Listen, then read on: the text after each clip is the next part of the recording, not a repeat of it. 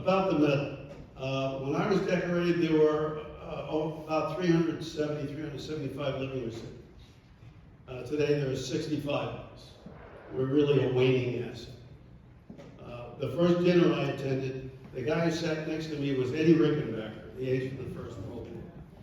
And we were talking last night about this. One of the guys there at the dinner was a fellow named Bill Seach, who conducted a bayonet charge on the Citadel at Beijing in 1900 during the Pakistan Rebellion. He was still alive. And now there are very few of us left, which is why we feel very, very strongly about supporting the kinds of things you all do. And we scatter around the country, those of us who can still wander around and get on a plane and so on, to do exactly what I'm doing, what you're all doing now. It's interesting about the medal because it is arbitrary in many respects. And those of us who've been decorated realize that there are lots of people who should be wearing the medal but are not. Somebody once asked Bob Kerry, how do you wind up getting the Medal of Honor? Bob Kerry was a governor of Nebraska and was a senator from Nebraska, not to be confused with John Kerry, a completely different person altogether. I asked Kerry one time, he's from Nebraska, I said, how'd you wind up in the Navy? He said, well, I had a low draft number. I didn't want to go in the Army, go to Vietnam and got my leg blown off. So instead I joined the Navy, went to Vietnam and got my leg blown off.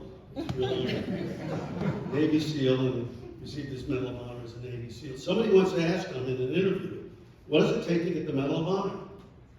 And he said, well, you got to do something. People have to see it. They have to be able to write, and they can't hate you. Those are the 4 requirements. You think about all the people who served and served valiantly and nobody saw it. Or people saw it and they themselves were killed. There was nobody left to witness. Or what often happened, as we know in the case of a lot of people recently who've been decorated retrospectively,